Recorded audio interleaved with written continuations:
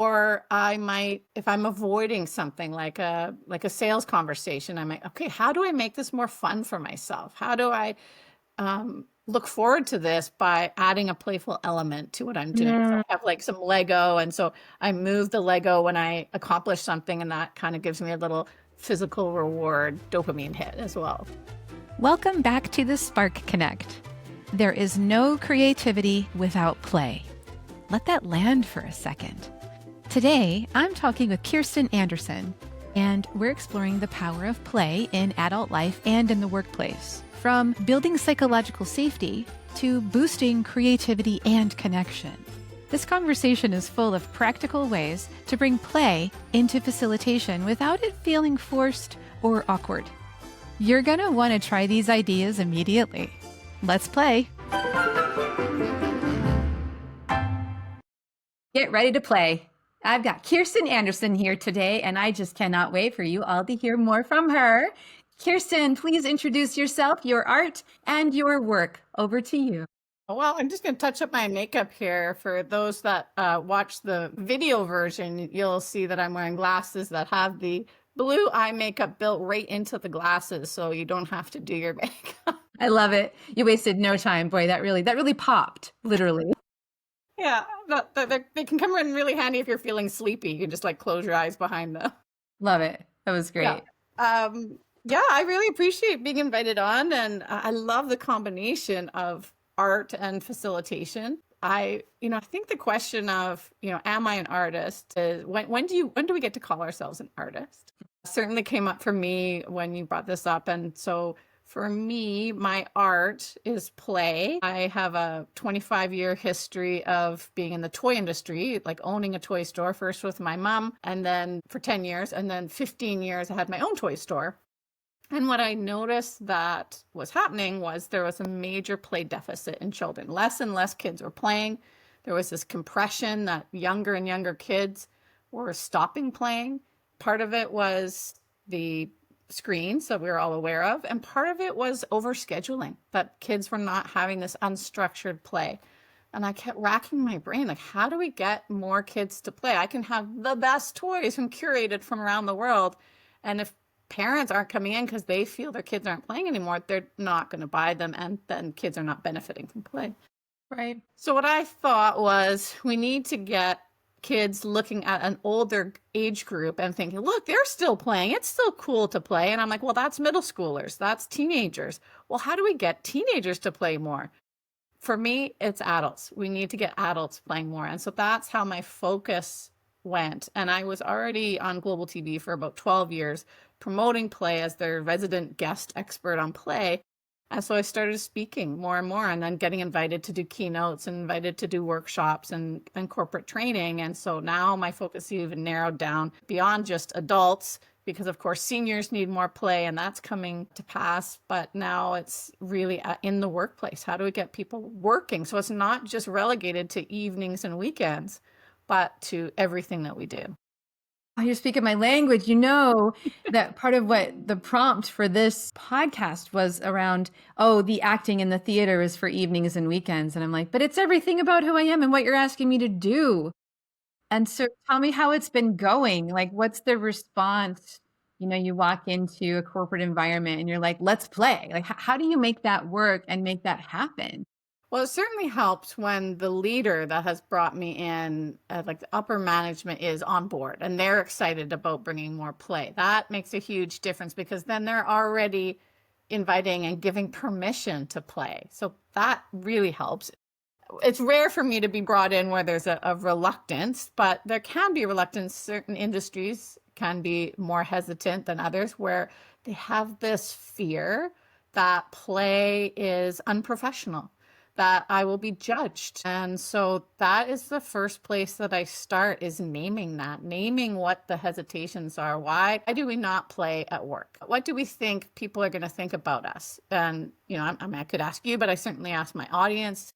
Yeah, that we're silly, that we're not to be taken seriously. Yeah, silly is probably a really common word that comes up. Let me back up one, because you're right. It would seem to me, another place where you and I maybe relate and connect, I don't usually get brought in randomly. It's like there was already a problem in existence. And because I've worked in such a niche area, we're like, they're forcing us to go online. Who do we call? Call Kassy, And so I'm already like, okay, I got you.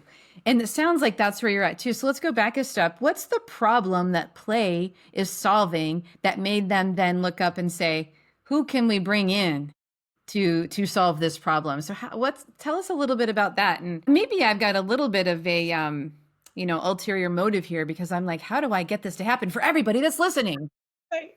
Yeah, and I'm certainly not hiding it. It's not, like oh, you're bringing me in to do this and surprise, No. play, improv, all those things. I am pretty forthright about it. Playologist is come into, I kind of hesitated to use playologist, but I was a toyologist when I had the toy store. We wore white lab coats. We did prescriptions for play.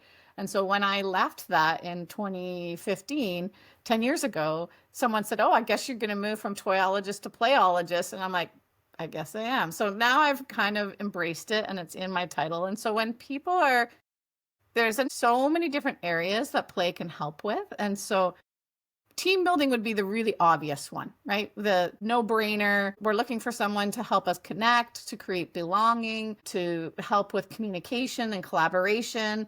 We need something. We've had those boring sessions where everyone was, half of them were asleep, the other ones were on their phones, and they were not engaged. So those people who know that I have all this leadership experience and like communication collaboration, it'd be easy to find someone that around play. What's interesting is that I also help teams that are looking at resilience, well-being, change, burnout.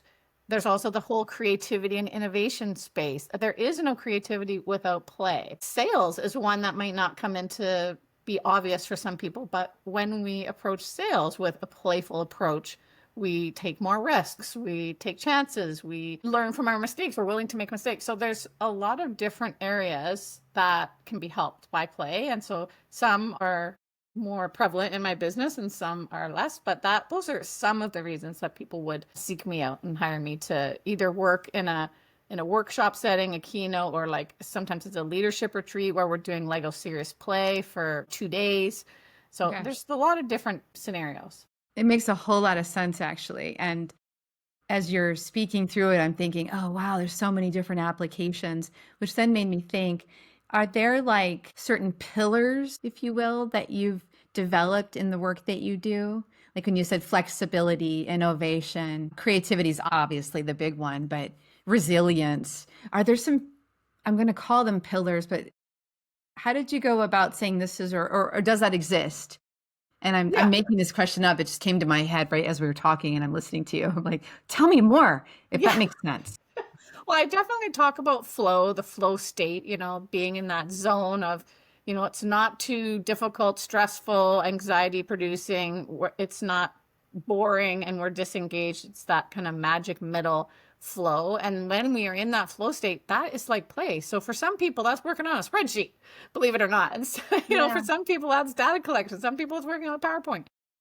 So I do talk about that, the flow piece, but I also, for those watching the video, there's a lot of post-it notes behind me. I have pillars of a playful mindset. I also have a framework called Career, which talks about, the link between play and courage, play and adaptability, are being reframing and risking, like taking risks when we play. You think about the kids on the playground equipment and they're going bar by bar and they drop off. They don't go, okay, well, I didn't do it the first time. That's it. I'm done. No more, no more monkey bars for me.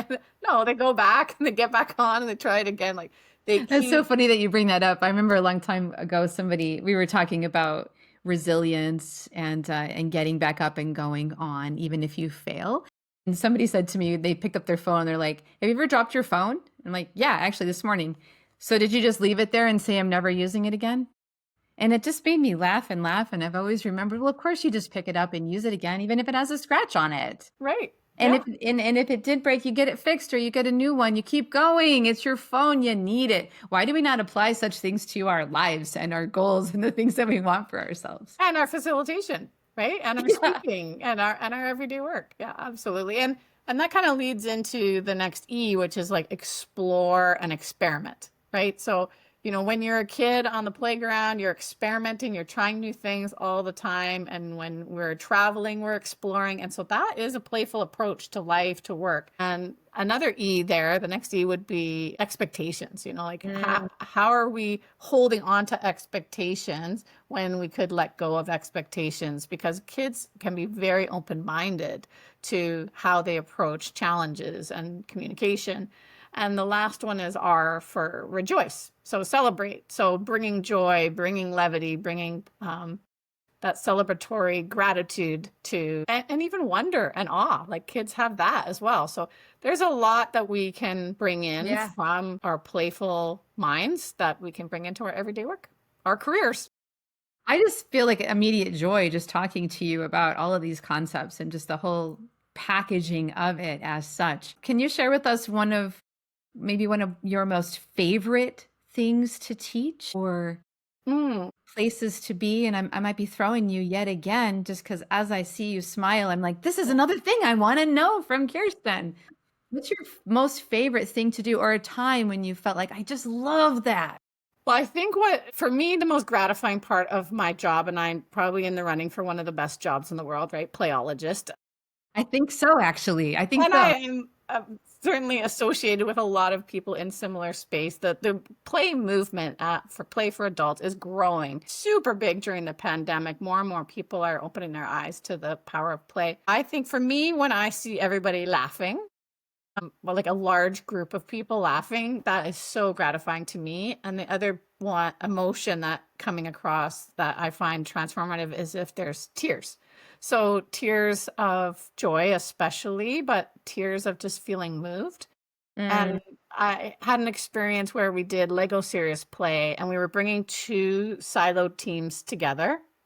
They had been working in separate offices, not far from each other, like maybe a 20, 30-minute drive. But many of them had worked together for 20 years and never met each other.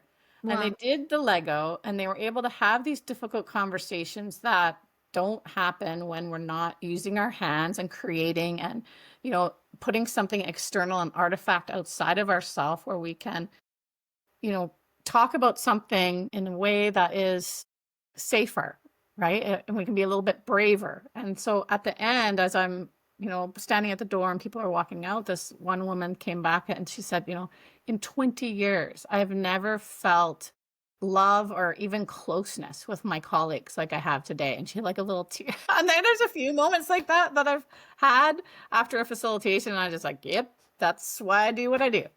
And 100%. So those are very moving moments, no matter what the methodology, whether it's applied improv or Lego Serious Play or, doesn't matter, or Play-Doh or pipe cleaners. It's the impact that's so gratifying more than the method. Yeah. What a special moment to be a part of. And I'm sure that impacts that woman even to this day. Yeah, the ripple effect is what you hope for, right? That they take that and they just keep magnifying that in the organization. Wow. Where have you had to use your own methodologies and ideas in your work? Because certainly you're a successful keynote speaker. You are a consultant and a trainer and a business owner. And I'm sure there's been times when you're like, I don't have any idea what I'm doing or how I'm going to move forward. And so where has the work that you do been applied to yourself, if you are open to sharing that? Yeah, it's not a straight line, right? Like our careers are not usually a straight line, especially when you're self-employed. And when you're self-employed, there's no better personal development than being self-employed. My gosh. You got to figure everything out. And so I would say adaptability has been, so using all those tools from improv with adaptability, remembering to embody that, to use that. So, you think about like the shoemaker whose children had no shoes, or the toy store owner whose kids just got like the broken toys. Well, the playologist sometimes has to remember to play, schedule that play in, because yesterday you did all bookkeeping or something and you didn't have a dance break in there. So just before our call here today, Kassy, I had the music going for 15 minutes and just like, hey, I've got a really packed day today. I've got 15 minutes before this call. I'm going to have a dance break. Or I might, if I'm avoiding something like a sales conversation, I might, okay, how do I make this more fun for myself? How do I look forward to this by adding a playful element to what I'm doing? So I have like some Lego, and so I move the Lego when I accomplish something, and that kind of gives me a little physical reward dopamine hit as well. Yeah, that makes a lot of sense. Oh, I can very much relate. I get a little overwhelmed with trying to keep up with technology, which is part of the world that I'm in, that we're all in, and then I'm speaking about it and helping people navigate through it. And I too get very overwhelmed by it. But if I can find a reason to be more playful with it, then I will lean in and learn every feature and every angle. Yeah. Yeah, Love like that. for me, I think I've told this before, but ChatGPT, I learned it because I wanted to make some pink slides about Barbie, and so I learned to prompt and figure out how ChatGPT spoke to me and what it does through Yeah. something that I think is really fun, which is Barbie. They became a playful partner for you. Yeah, and I still have those pink slides and I still show people those, but I can very much relate to that and understand that. Yeah. I wondered like if sometimes you forget to apply it to yourself, but because you're a real person too, so of course you Sure. do. But Of course I do. Yeah. yeah, it sounds like the But I do have dance a and lot of reminders around me, yeah, you right? Like do. I've I got know. like rubber chickens at the ready, right? So I'm like, oh yeah, when is my For rubber those chicken? listening, she literally just pulled up two rubber chickens, like there was not even a beat there that was missed. It was Right, like like Lego immediate. heads right behind me to store business cards. I mean, I'm surrounded by playfulness and playful people. And so surrounding like who you choose to hang out with, that is a big reminder as well, because we can spur it on in each other. Say more about that. Like how do we find each other and how do you make that happen? Like you're like, hey, I just met you. Let's play. A little bit weird.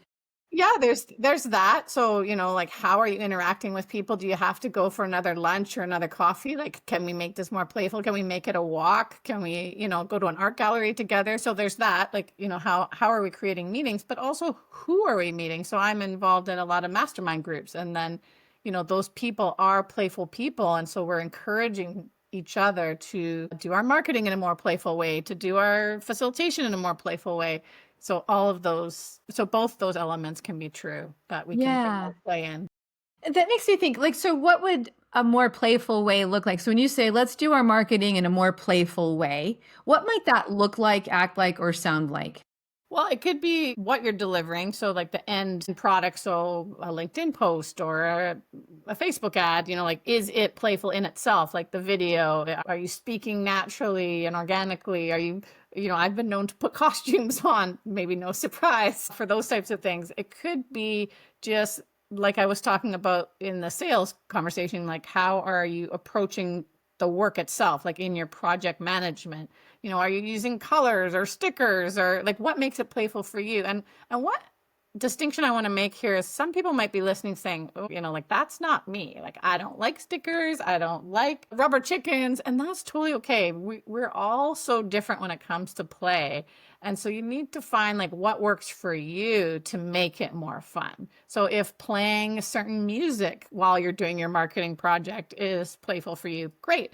If it's putting on a character and that works for you, great. But it could just be, hey, I love spreadsheets, and I want to make an extra spreadsheet about how I'm doing my marketing. Maybe that's your, Right. And like maybe even in the way that you name the spreadsheet, or I'm yeah, thinking about when I first was learning to organize Google Drive more effectively. I'm pretty driven by color. And so it became this whole thing about what will be the colors and how will I do it? And, that is a form of play too, it sounds like for from what you're sure. telling. Yeah, Yeah. and it's really linking that creativity, right? How can I be a little bit more creative with this? Well, we approach it with that playful thinking. Yeah, and like when you apply the word creative or play, if that's feeling overwhelming, maybe it's just, I really like what you said. What do you like? What's bringing you some happiness and some joy? My And favorite that, catch line is, and eventual book/podcast is playing with possibilities. And I think that when we approach a challenge, playing with possibilities, we're opening up to what might be possible to make things work better for ourselves. yeah, it's an exploration. Like play is not necessarily a toy or a Yeah. game, but Yeah. rather an exploration of a different way to do something. Absolutely. So cool. I think Anytime I've been stuck, you're just making me think about times when like what have I done? And I guess that was a form of play, like you said, just something as simple as going outside or even figuring out how I'm going to get into a gym routine. Mhm. It's a form of play because it's a form of exploration. Like this is what I'm going to do next. What is it? I know you do leadership retreats, and so what Mhm. might be like a day in the life of the leadership retreat? Like what would a group of people maybe expect? Not exactly, but generally speaking, it might be like. Well, I'm thinking of one in particular where we had about 12 to 14 leaders over 2 days, and it was a beautiful setting, and there were bison outside the window. So that was pretty cool to be watching these bison. But having some outdoor time would be great if the weather is agreeable. And then inevitably, Lego serious play usually seems to be on the agenda, not for the entire time, but it would be Lego serious play. There would be applied improv in there. So some activities that get people to connect before there's content, before I'm teaching anything. We'd be connecting with each other, and that allows for a braver space so that people will actually share and have those difficult conversations. And we use something called embodied cognition, right? So it's neuroscientists call it that, so that your hands are tools for building things, and that way it's like an extension of your mind, and every movement and click of the Lego, it just sends signals to the nervous system that you are activating different parts of your brain, and that can be linked to your like memory and your emotions and your creativity. So we get so much more out of them, even these senior leaders, when they are using that embodied cognition right out the gate. And so we have a lot, we'll get them out of their seats, we'll get them moving, we'll have maybe, mix it up so that they're walking around the room. We use up a lot of space. Yeah. But it's a good time. There might even be an evening thing. I did a minute to win it activities for kind of an evening team building after dinner. Wow. So it can be there's a lot of opportunities to put the play in and to approach these serious topics with levity, with fun, just so that we can make further progress, really. Do people experience resistance in the beginning a lot, or is that, or are like how? What's the general vibe like or tone like in a corporate setting when you come in? Yeah, I think that most of the time they've been prepped a bit, like what to expect, that this is what we're going to be doing.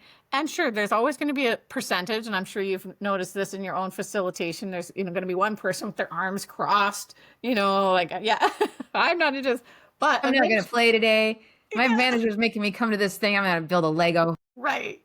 So we're not into forced fun. That's the worst, right? Like, okay, we're all going bowling and then drinking. And it's like, oh my gosh, like I don't need that. And there's no debrief afterwards. There's no link to, how we worked together impacts our actual work. So I think that I believe that once people see the link between the play and their work, then they get on board a lot quicker. They can see like, oh, okay, yeah, this is building psychological safety. Oh, okay.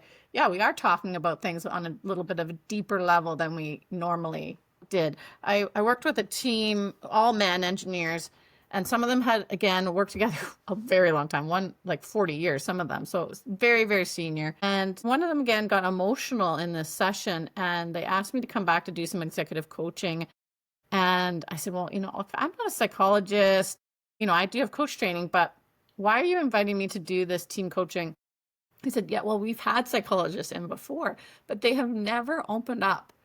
This small group of men, six men, have never opened up like they did in those few 1 hour sessions with you. And I'm like, that's not me. It's not me. That's creating this openness. It's the play. Like it's because they played together that they opened up. And that it's so powerful. It's very powerful. It's stunning, actually. Yeah. You're doing great work in the world, It's Kirsten. very rewarding. Yeah. Yeah. I feel like I'm like, oh, yeah, I just want to be part of it with you, just listening to you talk about it. Would that mean then that when you're starting something like that, it's the first time you've met them, are you starting with introducing that so that because how do you get them to the place of making that connection of psychological safety? Do you have to sort of say something or do something to get them to be ready for that or to notice it rather?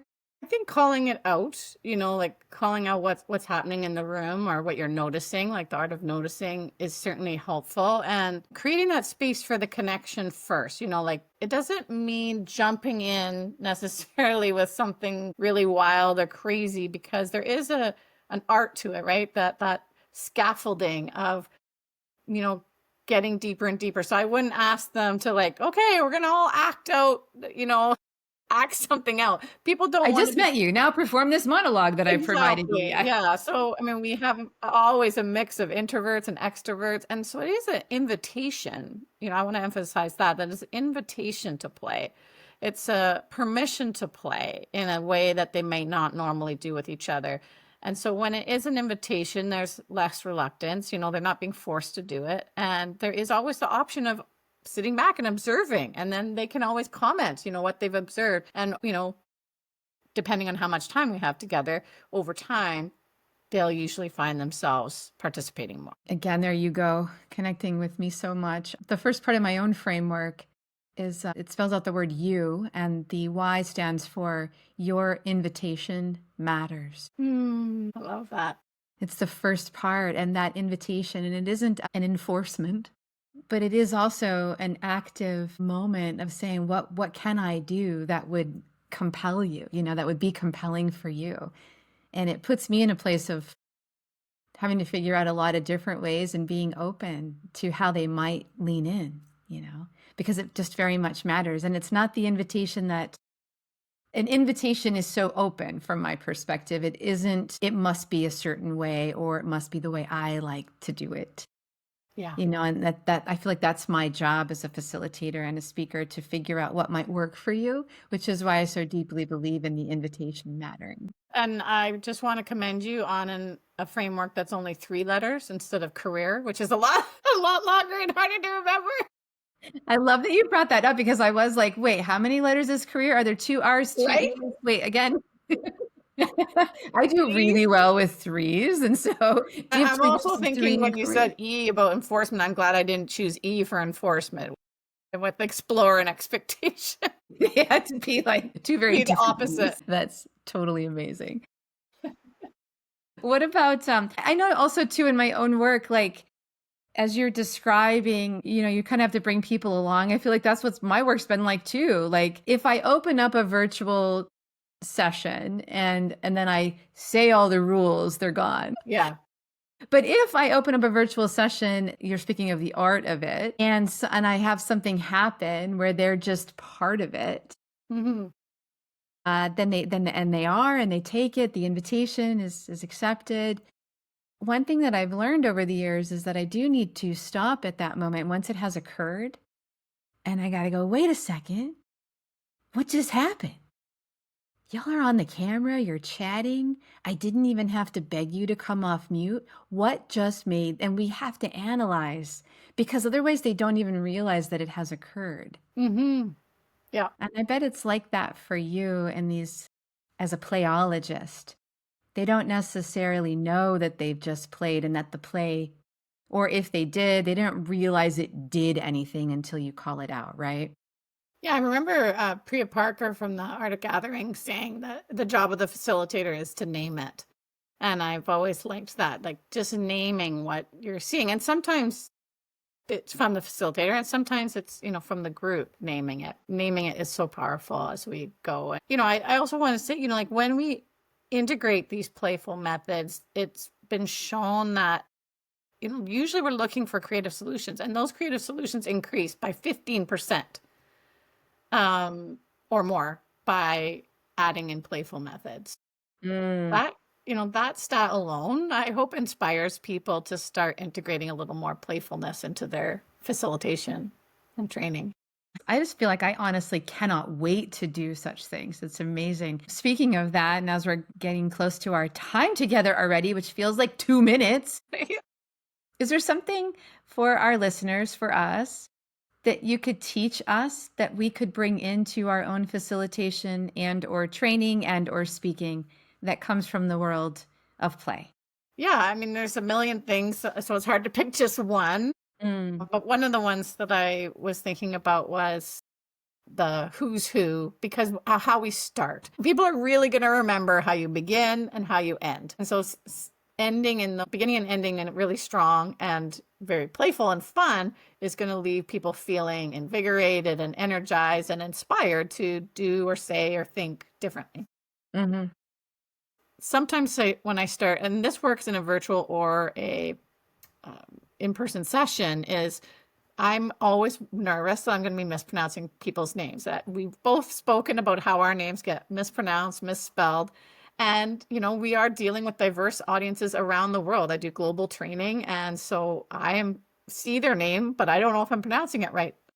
So the activity is you ask people within 30 seconds, so it's very, very short, to say their name and say, hi, my name is Kirsten. And then you're going to say something that you like to do. And you're going to give it a physical action of some sort. So, hi, my name is Kirsten. I like to float and swim in rivers, lakes, oceans. And then I go, I do a little hand action like swimming or floating. And then everyone says, hi, Kirsten. So now they've repeated it as a verbal. And then they're going to do, you like swimming. And then they do the action. And Wow. so then, and then go, yay. And then the next person goes in the order, in person or in virtual. That's amazing. And you could do yours right now, and I'll repeat it back to you. Okay. Hi, I'm Kassy, and I like to drink lots of water through a tiki glass when I'm presenting online. Hi, Kassy, you like drinking out of a tiki glass. And then we'd all do the hand motion of putting the water to our mouth. And, someone might say, I like playing basketball. And they do like, hi, Joe, you like playing basketball. I like reading, and then do the little reading symbol. So Yeah, that can be really fun, physical. You get your auditory, you get your physical, you get the pronunciation, so you're not making that mistake. And you have this memory now in your mind, and I'm not going to forget, oh, Kassy with the tiki water. So when I see you next week and we're in another facilitated group, I'm going to remember that's how to pronounce your name. And that's, yeah. So it's wonderful. And the addition of the physical is really wonderful. The embodiment of that person in that moment just helps you have a memory. And then the repeating of the name, we so often forget to do that.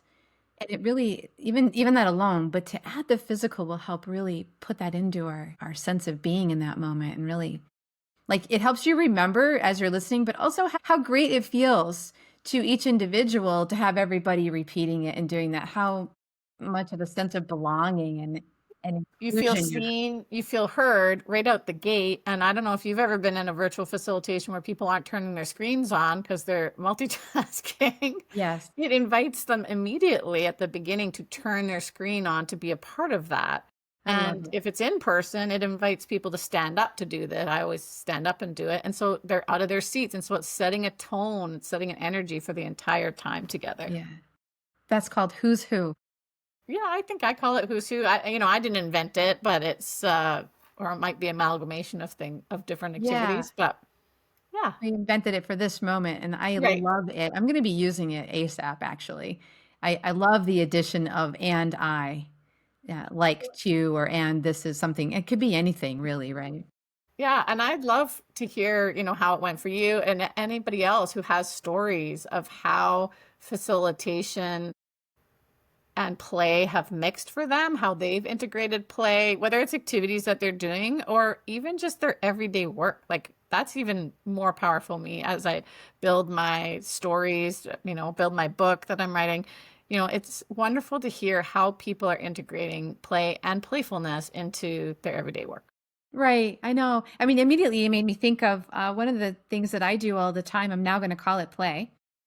I don't know that I labeled it that before, but for me, since we're always learning new technologies and new features, I will just often be like, all right, I've never used this feature. Let's figure it out together. Yeah. And so I have an idea and I really think it will work with this, but I really don't know. And I'm like, does this work? And we'll just play together with the features. Click. I'm like, nope, that didn't work. That broke. Let me fix it. And we figure out together and then we try it again. I find it really fun and non-threatening to learn technology that way. And don't you think that is a playful mindset? Because think about kids and teenagers. For example, the remote control or something, and you're like, how does this work? And then the kids, my teenagers will come in and they just try everything until it works. Yeah. And there's not a fearlessness, but a willingness to try so many different things. Whereas sometimes as we get older, we can stop trying these new things. Yeah. I feel like I was meant to meet you because you know what? I told you my framework was YOU. Yeah. The second part of my framework is own the tools. And the principle for that is learn it, use the heck out of it, get over it. And I think the use the heck out of it, part of it is the playfulness that I always bring to it. You know, where I'm like, click on all of it, try to break it. That's my way. Yeah, exactly. Once you break it, you'll remember that pain and then you won't do it again, you know, and like, oh, that didn't work. Let's try this. I know how Yeah. it's supposed to work. And I think that there is this element of play that's being added there that I guess I never defined it as such, but I'm so happy that I've met you and I will forever give you that credit of, it turns out I learned from the playologist that I like to play. I thank you for that. Kirsten, you said that you love hearing from people, the things that they're trying and doing. How can we connect with you, get in touch with you, and learn more about the work that you're doing? You're also writing a book, which Yep. we want to follow along and be part of that as well. So tell us more about that. Well, my favorite place to play is LinkedIn as far as social media goes. So once or twice a week, I'll write on LinkedIn. So that would be a great place to find me. And you have the link. And then Instagram, sometimes I'll do videos on Instagram or TikTok, but LinkedIn is even better. That's a great way to get a hold of me. And I love to see what people are up to. I love that so much. And did you say you're working on a book right now? I'm working on a book right now, and I needing to block time off and find ways to make it more playful for myself so that I keep going back to. When I wrote my book, Interact and Engage, I had this idea because I'd been helping people figure out the activities that they were doing in person, how would they translate them into the virtual classroom. And so I knew I wanted it to be a book of activities. It didn't become something that I could move forward on until I playfully decided that it was a cookbook of recipes. I love And then I that. had the visual of, oh, I'll make a picture of what that looks like. And then I'll have the ingredients and then I'll have the backstory. The whole thing became a playful, I'm going to make a cookbook of corporate activities, Yes, and that's so how I good. ended up getting through that writing. I for still sure. don't have your book in my hands, but it's just sounding so delightful and playful and useful, right? All those things, right? Things can be useful and practical and playful and increase our performance all at the same time. I Well, love we will that. get a copy of the book over to you ASAP, for That's sure. amazing. Yeah. Well, it I'm has been, also go a ahead. vice president of Coppet Canada, and Kat Coppet, she named, for if you know the story spine, a way to organize how we tell stories. So she named it. Ken Adams invented it, made very famous by Pixar. But she has 2 books. She's quite a prolific writer, and she has the Facilitation Advantage. I'd highly recommend if people are looking for ways to incorporate play and training to imagine. And both Yes. of those books are excellent resources for playful facilitators trainers. Yeah, I've heard of Cat Coppet, and it occurs to me I need to read those. So thank you for bringing those up. We'll actually place those in the show notes too. Excellent. Yeah, there's a 3rd edition, and you have a little black cat. I have had a black cat, and Kat has a black cat actually. That's my little son right there. My little son, Speedy. He's joined More the podcast today and meowed. more alignments, more ways that we connect. That's right. Well, I could talk to you all day and learn more and more about play and continue to play along with you. But I want to respect your time and thank you very much for bringing so much joy and just playfulness to the podcast today. I can't wait to share this with everybody. Thank you. Thanks for having me. It was an absolute pleasure. That's your spark. Now go light something up. And hey, if this episode lit you up, share it with a friend, a fellow facilitator, or someone who needs a little more connection in their day. Be sure to follow the Spark Connect so you don't miss what's next. We've got more brilliant voices, bold ideas, and heart-forward conversations coming your way. Until then, stay curious, stay brave, and keep showing up.